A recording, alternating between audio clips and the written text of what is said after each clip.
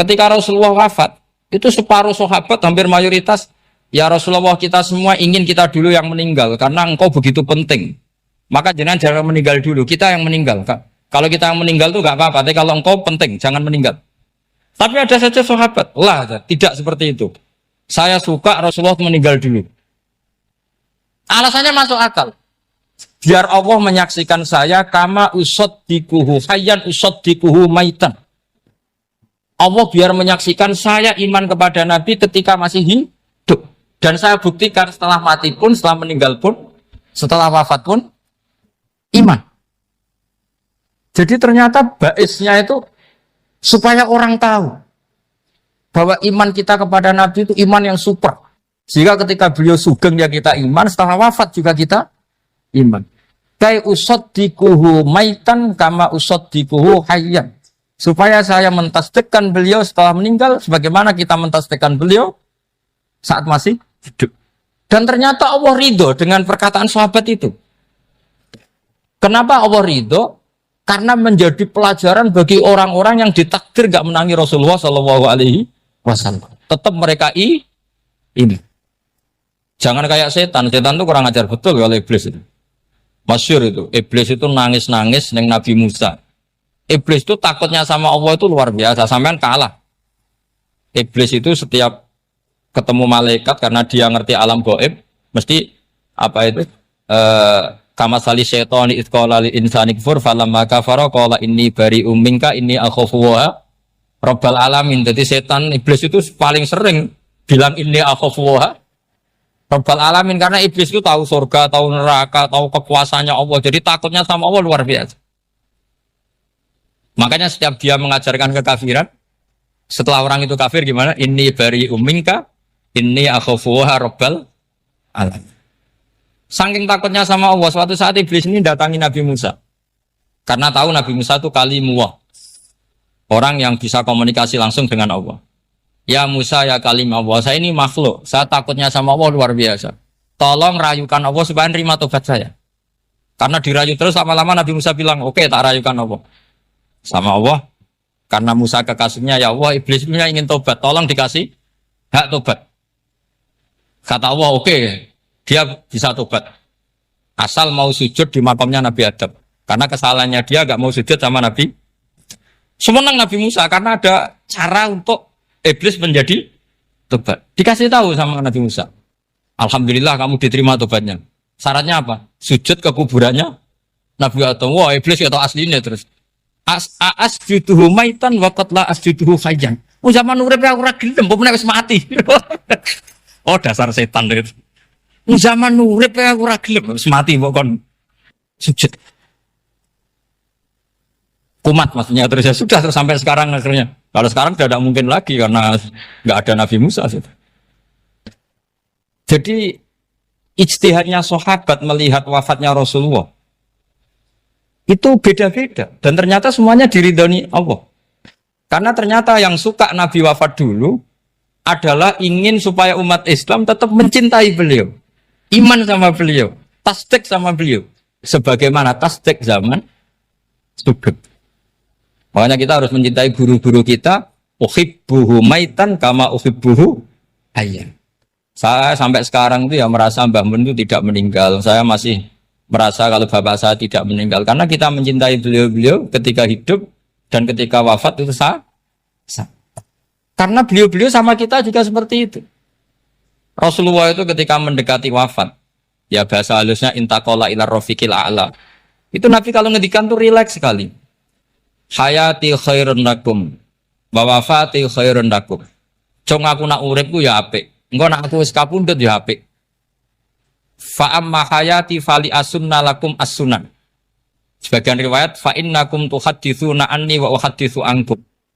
Kalau saya masih hidup, saya bisa mengajarkan kamu sunnah. Mengajarkan kamu tradisi-tradisi yang benar. Dan ketika aku mati, ketika aku sudah wafat, maka saya jejer Allah, kata Nabi. Saya berdampingan dengan Allah, maksudnya dekat Allah. Tentu bila kaifin walan bisok. Terus sudah, fa'inna amalakum, amal-amal kamu diperlihatkan ke saya. Belum yang saya sudah dekat Allah, kalau amal kamu baik, saya muji Allah. Kalau amal kamu buruk, saya langsung mintakan ampun kepada Allah. Jadi Nabi rileks sekali. Artinya saya hidup bagus karena bisa ngajarkan kamu as-sunan wasyara'i. Kalau saya wafat karena saya dekat Allah. Kalau kamu baik, saya muji Allah. Kalau kamu buruk, saya mintakan ampun kepada. Guru-guru kita juga seperti itu. Justru setelah wafat, beliau-beliau punya kesempatan dekat sama Allah, dekat sama Al-Malail A'la, sehingga mendoakan apa? Nah, terus kata Sayyid Muhammad, wala taqulu lima yuqtalu fi sabilillahi amwat. Kamu jangan pernah berkeyakinan atau berpendapat atau berkomentar kalau orang-orang yang mati fi sabilillah adalah berstatus apa? Mati, amwat. Kalah. Terus kata Sayyid Muhammad, hadza li amatis syuhada. Ketentuan ini bagi umumnya syuhada. Artinya gini, umumnya syuhada saja tidak berstatus amwat. Apalagi hadza Rasulullah sayyidul syuhada, sayyidul anbiya, sayyidul mursalin, tentu tidak pernah berstatus amwat. Ya saya ulang lagi ya, jadi zaman cara berpikir amatus syuhada, syuhada yang umum saja berstatus hidup, tidak boleh distatuskan amwat. Apalagi Rasulullah itu sayyidus syuhada, sayyidul anbiya, maka status beliau pasti hayyun la yamut, pasti beliau itu hidup tidak. Dan karena beliau itu asfaq, sangat sayang kepada kita, sebagaimana zaman beliau hidup itu sayang kepada kita, sampai nangis-nangis minta hak syafaat, maka setelah meninggalkan pun beliau pasti sayang kita dan pasti berusaha supaya kita diampuni oleh Allah Subhanahu wa ta'ala. Sehingga ada sahabat yang tadi berpendapat, kalau saya nggak masalah Nabi wafat dulu, supaya Allah menyaksikan saya usaddiquhu maitan kama usaddiquhu hayyan. Jadi ini cerita ya, cerita sudut-sudut mana. Fikih itu penting sekali. Kata Sayyid Ali yang Shahibu Simtid Durar itu, wabihi qiwamus syariah. Yang bisa mengawal syariat itu hanya fikih. Fikih itu ya kalau yang paling gampang untuk kita misalnya punya Fathul Qorib, Fathul Mu'in, Fathul ya. Tapi yang faham betul, mesti faham itu ngelotok, setengah hafal. Jangan bawa kitabnya tok, yang penting sekian semester terus selesai. Itu sama-sama dosa, itu dosanya ya dosa, mahasiswanya juga dosa. Karena sudah terlanjur sarjana agama, ternyata nggak bisa, itu kan mendingan ndak sarjana agama. Itu saya tak cerita sama Kiai Roba, itu ada fatwa kiai juga wali. Suatu saat ada penyanyi dangdut top terkenal di Indonesia itu nyanyi dangdut ya penyanyi ya dai, entah itu hakikat entah majas tidak tahu. Itu kiai itu fatwanya lucu, kalau kamu datangi dia pas main dangdut masih saya beri izin, tapi kalau datangi dia pas pengajian itu tak larang kan santrinya jadi eskal, ini pas pengajian dilarang, pas dangdutan kok malah dapat izin. Tapi bukan berarti halal ya, dapat izin. Dapat izin kan potensinya bisa karena dilarang lah ya tetap belerot. Terus suatu saat si santri ini setengah wali, tidak wali tapi setengah. Ya. Lama-lama itu memahami gurunya ternyata sirinya begini. Kalau seorang penyanyi yang tidak pernah ngaji, kemudian ngomong agama, itu potensinya itu fadollu wa adollu, sesat dan menyesatkan. Tapi kalau dia sedang nyanyi dangdut, penyanyinya cowok, sama jangan bayangkan dangdut putri, enggak, itu cowok sudah tua lagi. Jadi potensi halalnya ada lah maksudnya untuk, tapi tidak alat musiknya, orangnya. Tapi kalau dia nyanyi itu paling dosanya hanya nyanyi. Saya ulang lagi, murid tadi akhirnya paham kalau datangi pengajian itu artinya ikrar kalau dia seorang dai atau seorang yang layak ngomong apa? Agama. Itu lebih bahaya karena kita santri, apalagi kita doktor atau MM, terus ngekrori orang yang nggak jelas asal usulnya. Tapi kalau nyanyi kan nyanyi saja. Sehingga itu menjadi fikih. Bahaya terbesar dalam fikih adalah apa? Mengkaji fikih tidak dari ahlinya. Ya saya ulang lagi ya, mengkaji fikih tidak dari apa? Ahli. Nah kenapa demikian? Begini, saya beri contoh. Ilmu fikih itu tentu pertama dari Rasulullah Shallallahu Alaihi Wasallam. Kemudian bersanad sampai kita atau kita sampai Rasulullah.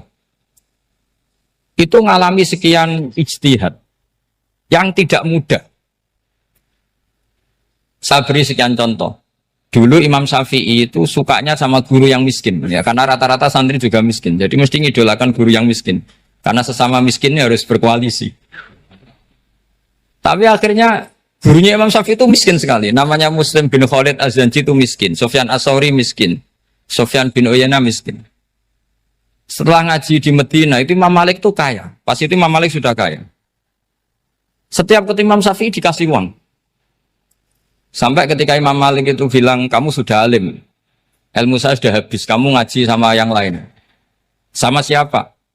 Kata Imam Malik, orang yang sealim saya sudah meninggal, namanya Abu Hanifah. Tapi dia punya murid, namanya Muhammad bin Hasan Asy-Syaibani, kamu ke sana. Terus Imam Malik datang ke Baki. Dulu Baki itu pasar rental, ya Grab lah kira-kira sekarang. Itu mengumumkan, siapa kafilah yang mau ke Irak? Kita ya Imam Malik, dibayari sama Imam Malik. Ini yang antar ke Irak, ke Muhammad bin Hasan Asy-Syaibani. Imam Malik mulai ngeper. Guru saya yang miskin tidak pernah nyangoni, guru-guru saya yang kaya sering nyangoni. Mulai memasalahkan kiai miskin, gitu. Kira-kira seperti itu mulai masalah. Setelah datang ke Irak, di Muhammad bin Hasan Asy-Syaibani itu si Muhammad bin Hasan Asy-Syaibani itu kalau ngitung uang itu di meja tamu. Jadi punya emas lantaan, punya uang. Kira-kira kalau Indonesia punya rupiah, punya dolar, dihitung itu di ruang tamu. Kata Imam Syafi'i, saya dengan Imam Malik saja enggak serik, ini lebih kedonyan lagi kiai.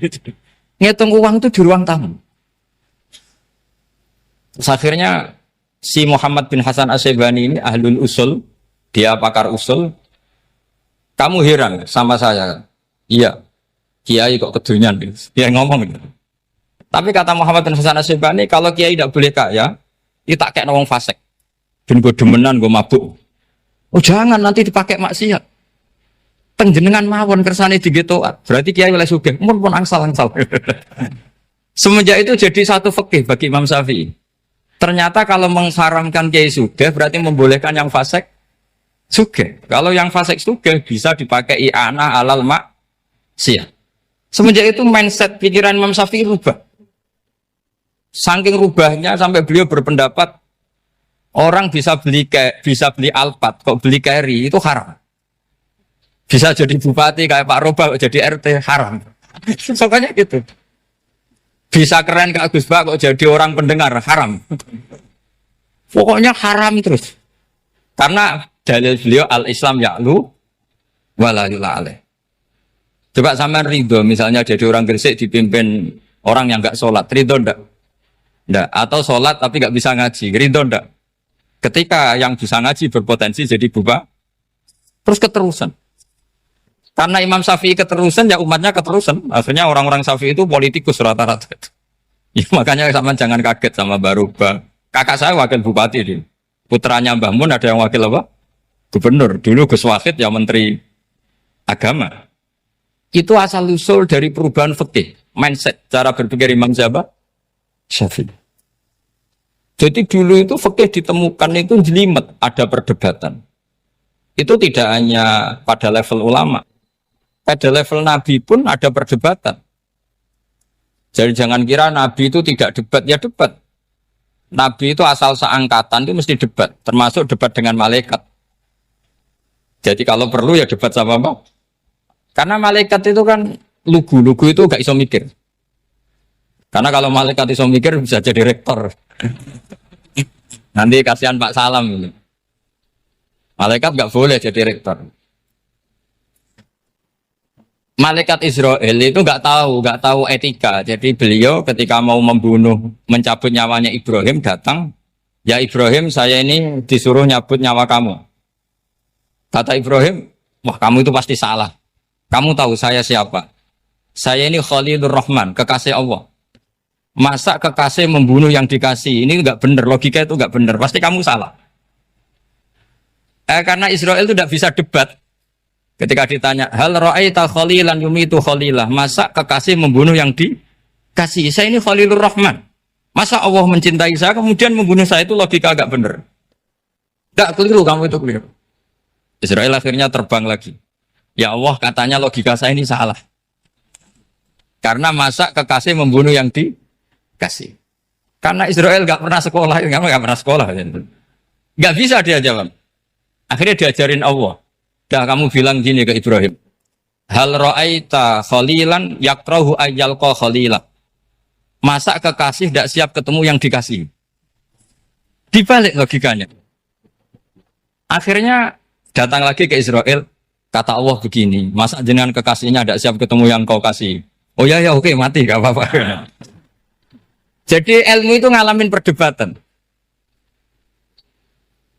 Jadi saya datang murni karena Kiai Mas Buhin, bukan karena MC. Itu dosa besar kalau saya datang karena MC. Karena saya punya kewajiban yang lebih besar. Jadi yang bisa mengalahkan adalah a'dzama minhu, yang super besar. Karena jelas ada riwayat inna min abaril birri silatar rajuli ahla wuddi abi. Ya, inna min abaril birri silatar rajul ahla wuddi abi. Di antara kebaikan yang sangat baik adalah seseorang menyambung teman bapaknya. Padahal sampean kan nggak mungkin teman bapak saya. Teman saya aja nggak mungkin, nggak level apalagi bapak saya kan. Jadi malah mohal itu. Saya berkali-kali cerita di mana-mana cerita, fikih itu harus dievaluasi. Karena ini masalah furu'iyah. Saya berkali-kali cerita di mana-mana cerita. Hukum berteman orang fasik gimana? Pasti orang jawab haram karena takut ketularan orang fasik. Tapi kalau dibalik, hukumnya bina orang fasik gimana? Ya baik, umatnya Nabi. Bisa bina kalau berteman. Kamu bisa bina orang fasik tanpa berteman? Nggak bisa. Jadi kalau dibalik, hukum berteman orang fasik gimana? Haram. Hukumnya bina orang fasik? Baik. Bisa bina kalau berteman. Berarti berteman orang fasik? Ya terus nanti pada level lapangan sih gampang.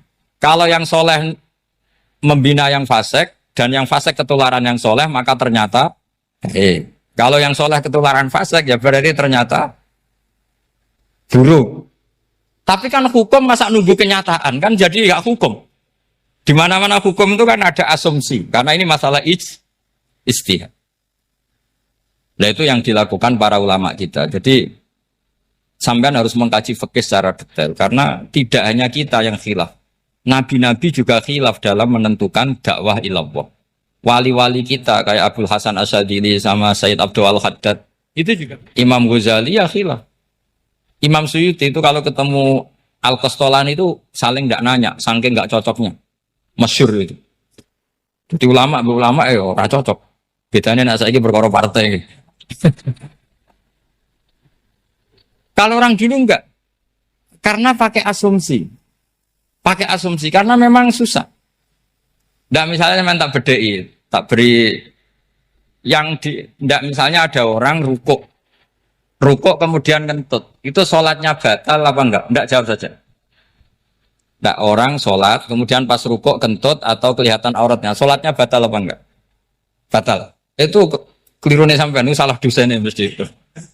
Pertanyaannya gini, yang dikatakan sholat itu kan aqwalun wa af'alun muftatahatun bitakbir muftatamatun bitaslim. Lalu ketika sampai rukuk apa sudah namanya sholat jika kamu katakan batal? Namanya sholat aja belum kok sudah kamu katakan batal gitu.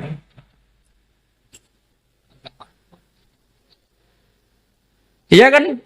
Jadi kalau aku mau sholat pas rukuk ngetut batal atau ora? Mestinya jawaban yang benar, ya ora sholat jadinya gitu. Karena kalau dikatakan sholat, definisinya harus sampai salah.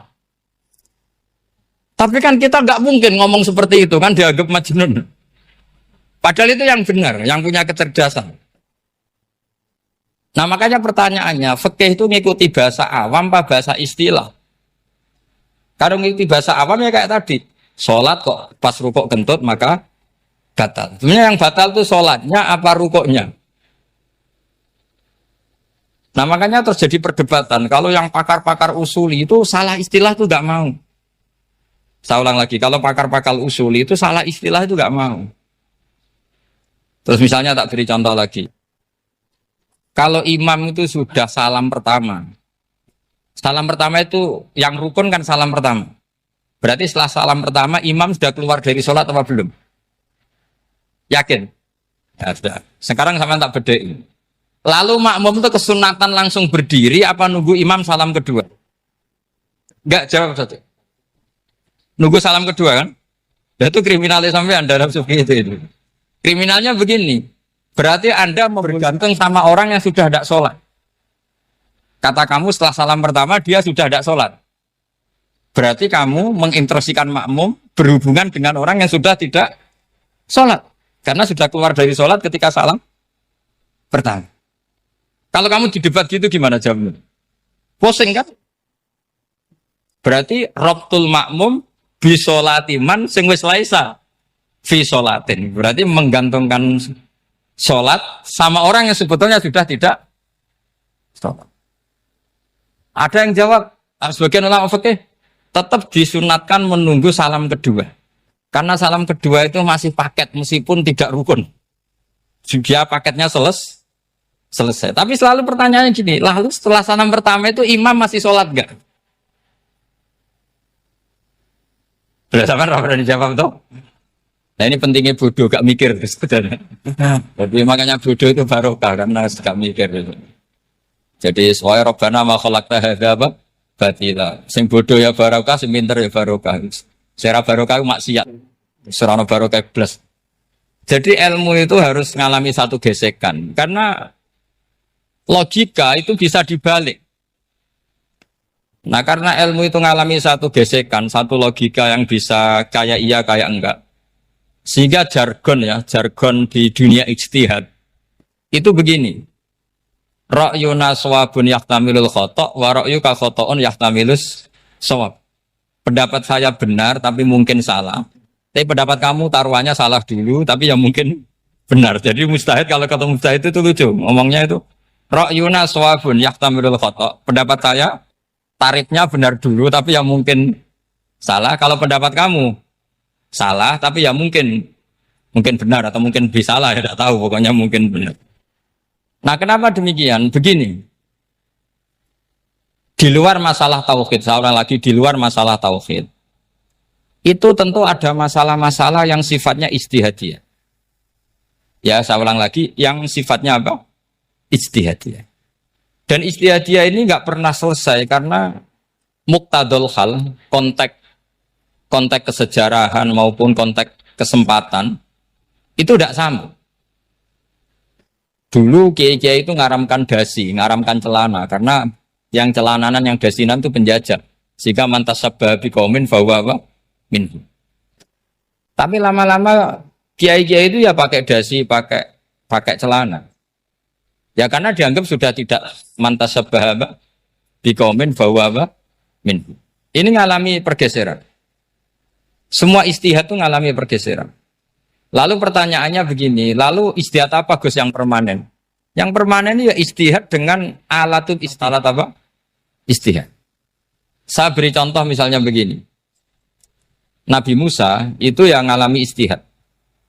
Kata beliau karena kangen Allah, itu ingin melihat Allah karena kangen. Rabbi arini anzur ilai. Qala lan tarani walakin anzur ilal jabal. Ya sudah namanya orang kangen ya ingin melihat. Ya sudah gitu aja. Sehingga ahli ilmu kalam itu berdebat.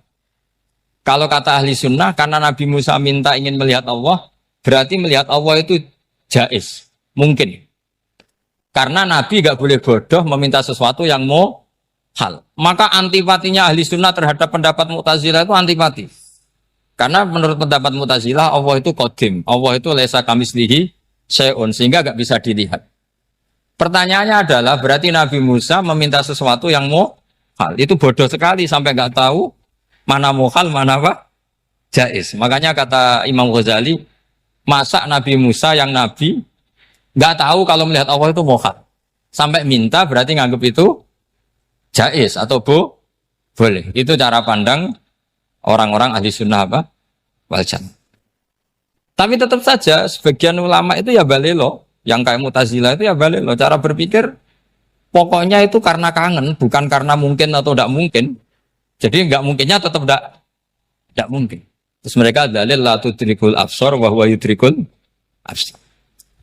Nah, sudut pandang ini akan terus. Ada seorang wali ditanya, kalau kamu di surga ingin melihat Allah apa enggak? Jawabnya enggak. Kenapa ya? Kasihan Allah. Terus kenapa ya? Unazzihu dzalikal jamala an-nadhari misli. Saya tidak ridho Allah yang hebat, yang keren, kemudian sing delok terima aku wong gresik. Koyok gak ngergani pangeran. Seben sing delok Allah ben golongane Nabi Muhammad, Nabi Ibrahim, kowe ora usah ngilangi keren. Maksudnya itu. Jadi ada ulama itu jadi wali kalau sholat itu karena di soft belakang. Tapi jangan ditiru. Itu kan gak lazim ya. Lazimnya kan afdhalus sufuf as-saful awal. Ketika ditanya, kenapa kamu kalau sholat di belakang? Cek GR koyok wani suwan pangeran gak ngarep. Aku sungkan dadi kok gurih. Kalau sampean kan karena males, bukan karena sungkan. Jadi itu artinya rasa ya. Makanya nggak bisa, nggak ada ijtihad itu tidak mungkin karena perasaannya orang itu beda-beda. Itu Sayyid Abdul Al-Haddad itu kalau ngendikan masyhur, man da'a li dzalimin bil baqa faqad ahabba yusawwa fi ardi. Orang yang mendoakan orang fasik masih hidup, gak mati-mati, itu berarti suka kalau Allah dimaksiati di buminya. Wong fasik kelakuannya rak maksiat, nak mbok dongakno mari. Itu berarti kamu ingin Allah didurakani terus menerus karena si fasik masih hidup. Tapi kalau Abu Hasan As-Sadili cara ngendikan gini, kalimatnya persis. Man ahabba alla yusawwahu fi ardi faqad ahabba alla tadhhara maghfiratuh. Orang yang ingin dunia ini steril gak ada maksiat, maka sama saja berkeinginan tidak melihat luasnya maghfirahnya Allah. Sama-sama wali besar. Tapi cara pandang hubungannya dengan Allah seperti itu. Jadi mau tidak mau, ijtihad itu mau tidak mau.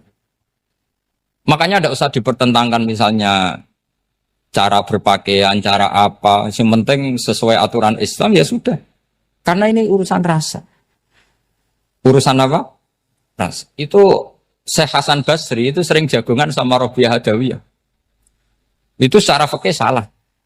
Tapi pas itu ulama fikih ditanya, kenapa Anda tidak komentar terhadap dua wali besar yang sering ketemu? Andai kan semua santri seperti itu, akan saya halalkan. Karena nggak mungkin punya nafsu. Sehingga fikih dulu memang masih asli. Kamu lihat di takrib misalnya, lelaki melihat perempuan itu nggak boleh kecuali sekian alasan. Termasuk boleh itu li taklim karena mengajar. Atau lil muamalah. Lah ini yang mulai masalah. Ada warung kopi, penjaganya cantik. Santri-santri ngopi. Ini lil muamalah. Kan kasus ini. Mau disalahkan pada takbirnya, mau dibenarkan ini jelas fasik kan? Jelas fasik. Jelas fasik. Maksudnya sudah fasik sebelum itu ditambah itu. Jadi fasiknya permanen. Nah pertanyaannya adalah, kalau kamu ngajar mbak-mbak, kemudian hafal yang cantik yang enggak, itu taklim lin nazar apa nazar li taklim? Itu taklim apa modus? Makanya kalau ngopi cari bakul yang cantik, itu muamalah untuk nazar apa nazar untuk muamalah? Loh kalau saya ngopi dengan kirobah pasti halal. Karena begini, berjalan saja, bareng capek, nggak tahu itu warungnya siapa, terus berhenti ngopi. Kebetulan bakulnya cantik. Nah itu mungkin halal karena kan saya tidak milih-milih. Ingin ngopi kebetulan bakulnya jangan. Kalau kamu kan nggak apal daftarnya. Wah itu mesti haram itu. Mesti haram itu. Karena berarti kan kamu menjadikan ngopi ini modus.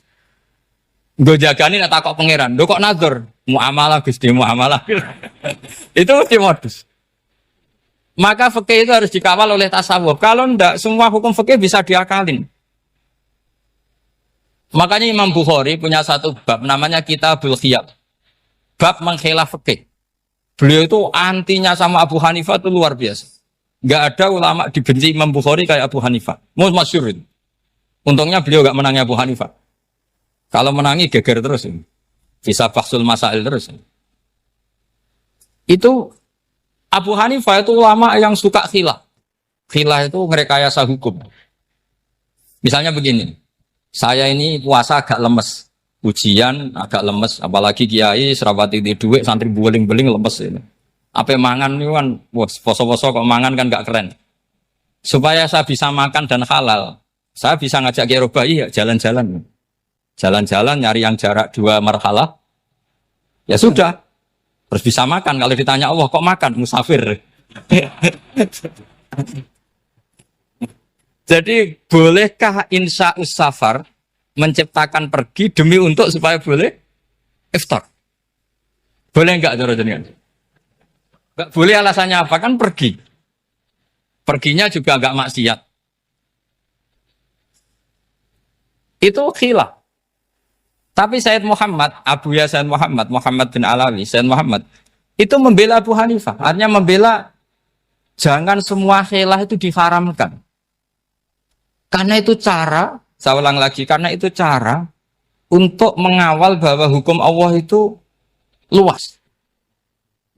Karena kalau nggak ada khilaf itu ya kita kesulitan. Kita kesulitan. Misalnya begini, ini penjelasannya, makanya kita harus sering mendengar. Saya itu dulu masih sangat fikih itu protes, kenapa ada puluhan polisi wanita? Itu kan pekerjaan cowok ya, pekerjaan pria. Tapi setelah mendapat penjelasan dari polisi itu alasannya masuk akal, Gus. Kadang-kadang orang nakal itu menyembunyikan narkoba itu di alat wanitanya.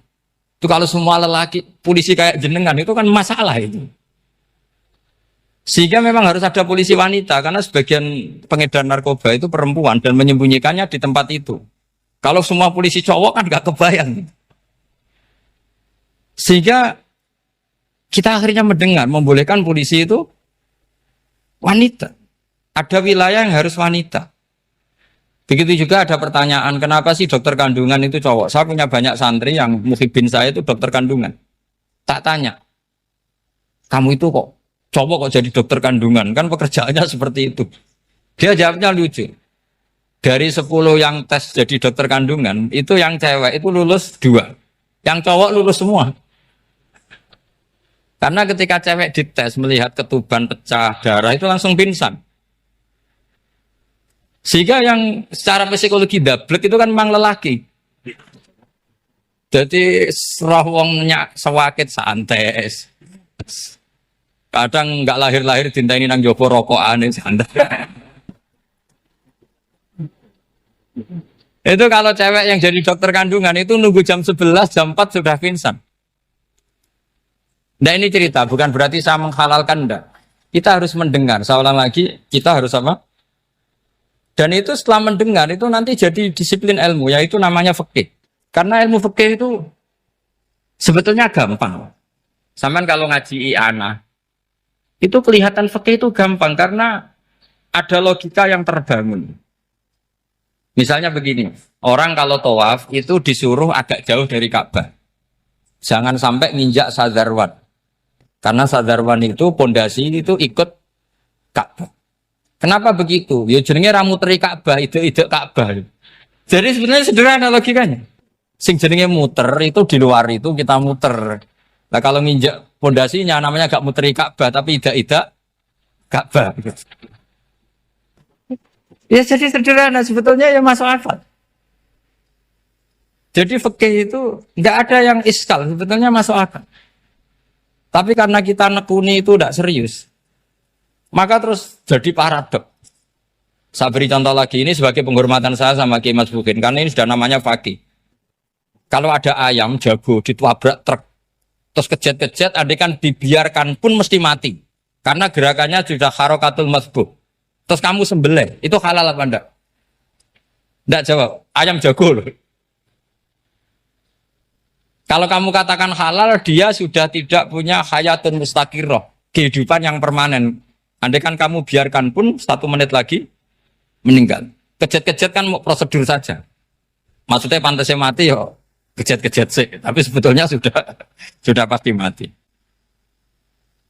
Maka ini ada 2 ulama. Kalau kata Imam Malik tetap namanya halal.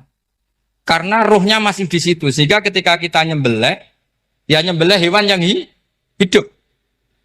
Yang namanya nyembelih itu pokoknya mematikan yang punya roh. Sementara saat itu rohnya masih di situ. Meskipun 1 menit lagi pasti. Tapi kalau mazhab Syafi'i enggak, ini sudah harokatul masbuh. tidak punya hayatun mustaqir. Sehingga dalam perdebatan ulama fikih itu lucu, kadang ya gampang mangkel non. Misalnya begini, kalau ada anak lahir tidak ada amaratul hayat, nggak nangis, nggak bernafas, sunat disolati apa enggak? Siktun sing layas tahillu walayas langsung lahir langsung mati, nggak ada amaratul hayat. Datang mikir tuh. Itu tidak wajib disolati. Alasannya, ya kan memang sholat alal mayit kan tidak pernah hidup. Di mana-mana mayit itu setelah hidup mati. Ini kan tidak pernah hidup. Namanya ya qit'atul lahmin, ya potongan daging itu aja enggak. Jadi kadang fikih diwaca tenan jebule mangkelno. Terus ketika di kitab Minhajul Thalibin itu, kalau kamu keluar mani itu wajib mandi enggak? Wajib kan? Kalau keluar mani inzal itu kan wajib mandi. Nah kenapa nifas atau wiladah keluar bayi? Kenapa ibu-ibu kalau keluar bayi wajib mandi? Alasannya lucu. Li'annal walad maniyun pun akidun. Ini kan wis mani cuma mengkristal. Jadi kadang fikih mangkel. Apa ya? Sembrono itu masuk. Mosok wajib mandi wiladah itu karena apa? Li'annal walad maniyun mun akidun. Niku mani sing wis mengkristal. Mani sing wis jelalatan lah lahir nuangis macam-macam. Jadi ternyata karena kenapa fikih butuh alasan nyari hadis tentang keluar anak mandi itu enggak ada yang yang ada adalah tentang inzal. Innamal ma' minal akhirnya dicari-cari ternyata walad itu maniyun mun akidun. Lah ini problem fikih. Sampean harus siap dengan pelajaran seperti ini. Meskipun sampean mungkin wong priayi, tapi ini ilmu. Ya, saya ulang lagi, ini ilmu. Sehingga ulama itu mau tidak mau harus mau mendengar. Karena logika yang terbangun itu nunggu kalau mendengar kayak tadi. Malaikat Israel baru sadar, masa kekasih bunuh yang dikasih. Masuk akal juga Israel. Kalau sama sampean sih nggak nerima tetap selonang-selonang ini masalah Ibrahim Khalilur Rahman.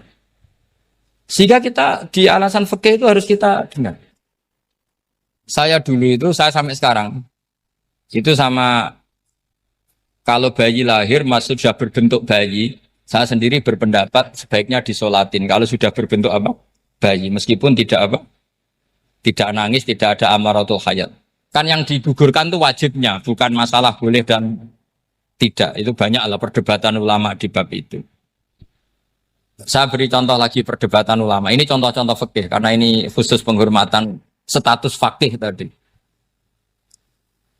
Itu kalau ada orang mati, jenazah itu. Jenazah itu kalau sholat, itu kan umumnya jenazah di depan, kita nyolati di belakang.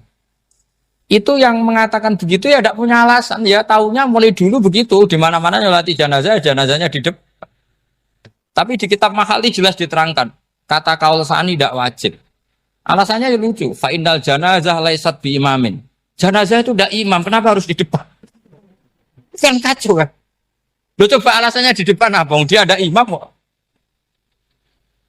Nah barokahnya fikih itu, sehingga kita melihat di Arab Saudi sekarang, itu jenazah kan di belakang. Tapi kita tetap nyolati apa? Mayit. Kalau di Arab Saudi musim haji, itu jenazahnya di kamar mayit, tapi kita nyolati. Itu satu-satunya takbir ya tadi, fa innal janazah laisat bimanzilatil imam. Tapi jangan praktekkan, nanti dia kepaliran sesat. Saya hanya cerita ilmu, jangan praktekkan. Kalau dipraktekkan masih jadi aliran sesat. Mono jenazah ning mburi mame kok ngarep aliran sesat. Sebetulnya bukan sesat tuh. Uji coba fikih. Ya karena tadi fa innal janazah laisat bimanzilatil. Bukti lagi kalau sampean salat ghaib. Salat ghaib ini misalnya mayitnya di Surabaya, boleh enggak salat ghaib di sini? Terus jenazahnya di belakang kamu apa depan kamu? Nah ini kan fikih itu pokoknya gitu. Makanya standar furu'iyah itu susah. Karena perdebatannya itu mirip-mirip. Kayak iya, kayak tidak, kayak. Makanya dulu zaman sahabat, Ada sahabat itu mencintai Rasulullah. Senengannya sowan. Bukti cinta sowan. Banyak juga yang sahabat bukti cinta Nabi itu tidak pernah sowan. Alasannya ganggu. Kenapa kamu jarang sowan Nabi? Saya sering jamaah sama Nabi, saya tidak pernah sowan. Kenapa? Ganggu. Biar Nabi kalau di rumah sama anak istrinya, saya tidak mau ganggu. Makanya saya termasuk kiai yang gak pati seneng disowani. Karena ya itu tadi. Kalau ngulang seneng saya, kalau disowani biasa saya. Kalau kiai roba itu nilai, nak pernah sepuh jadi rasuan nilai. Jadi beda, saya sering ditilii kiai sepuh. Tapi bahasanya tentu tidak sowan, tapi nopo nilai. Kalau sowan itu maka kan nafkah itu seperti itu. Jadi ada disiplin, di situ ada disiplin ilmu. Yang kadang kita tidak cocok. Makanya Imam Syafi'i sendiri ngendikan kadang beliau dengan gurunya, dengan Imam Malik sampai ngarang ikhtilafu Malik. Beliau punya data yang beliau itu sedang nggak sama dengan gurunya, yaitu Imam siapa? Malik. Karena mindsetnya itu beda. Tidak sampai misalnya saya tanya, sholat itu harus menghadap kemana? Tidak, jawab saja. Kiblat kan. Ukurannya apa coba? Namanya madhep. Wajah apa dada? Imam Syafi'i milihnya dada. Sekarang praktekkan dalam dialog keseharian. Saya jagungan sama Kiai Roba seperti ini, terus wajah saya begini, madhep enggak? Nah itu masalah. Terus pertanyaannya, madhep dengan dada itu fis sholat apa fil qiyam?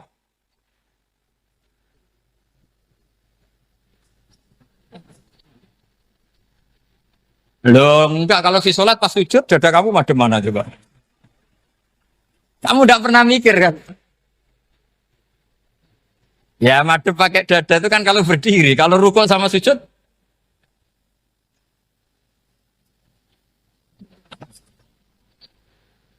Loh itu ulama itu jelimet gitu. Makanya jarang yang menekuni profesi ulama itu. Karena menekuni proposal banyak, karena memang susah. Jadi ulama itu orang yang cara berpikir sudah aneh. Sehingga mereka detail. Maksudnya menghadap itu apa? Ukurannya kalau berdiri ya dada, tapi nggak bisa kamu katakan atawajjuh bisodri aturan dalam sholat, fikuli sholat. Pertanyaannya lah kalau rukuk sama sujud, dadanya menghadap kemana coba? Maka itu ilmu yang sudah jelimet. Nah ulama usul fikih, ulama yang nggak mau salah per detail hukum. Sehingga menurut Imam Rafi'i, misalnya kalau beliau ditanya sujud itu gimana ya, asal watul jabha ya sujud. Tapi kalau menurut Imam Nawawi harus melibatkan 7 apa? Anggota, yaitu al-jabha, wal yaden, warrubaten, wal qadamain. Oke, Imam Nawawi kita ikuti. Tentu keseharian kita pakai Imam Nawawi. Yaitu berdasar hadis umirtu an asjuda ala sab'ati yumin al-jabha, wal yaden, warrubaten, wal qadamain. Berarti berapa? 7. Tapi pernah saya cek di kitab karangannya Imam Syafi'i ketika beliau ngendikan saya suka kalau orang sujud itu melibatkan 7 anggota berdasar hadis ini. Tapi kata beliau wayah tami itu dan bisa saja sujud yang watul jabhah itu sudah cukup. Terus kata Imam Syafi'i limada karena Nabi ketika sujud itu hanya ngendikan begini sajadalaka wajhi wa sam'i wa basori. Gak ada di hadis wayadi, warubati, wakodami. Ya sudah akhirnya. Nah itu sudut pandang. Terus gugatan kedua begini. Ada orang muslim yang sujud sama berhala. Untuk menjadi murtad itu harus 7 anggota apa cukup watul jabah alal ardi. Untuk sah menjadi murtad itu. Untuk sah menjadi murtad cukup watul jabah alal ardi harus 7 anggota. Untuk keabsahan murtadnya itu. Tidak jawab. Makanya ini tugas dosen-dosen ini meminterkan ini. Karena namanya sudah faqih. Faqih itu ahli faqih yang detail namanya faqih. Kalau ini mutafaqih. Jadi bukan tafakuha tapi tafakuha. Kayak tamarodon. Jadi wazannya nanti itu wal idhari ma laysa fil waqi'. Jadi ini bukan gojlok, ini memang marah saya. Jadi kalau sudah pakai gelar fakih, harus fakih betul. Nah, mohon, kalau mengkaji fakih itu harus detail. Minimal takrib itu setengah hafal. supaya konstruksi ilmu itu utuh. Saya sama lagi konstruksi ilmu itu. Karena ilmu itu mesti ada yang apa ya? Ya rodok setengah salah itu, tapi disalahno ora kena. Ndak sampean tak bedheki, nak pancen bener langsung tak angkat jadi rektor. Nak bener tuh. Coba rukun sholat pertama itu apa coba? Rukun sholat pertama. Niat. Niat sama berdiri dulu mana?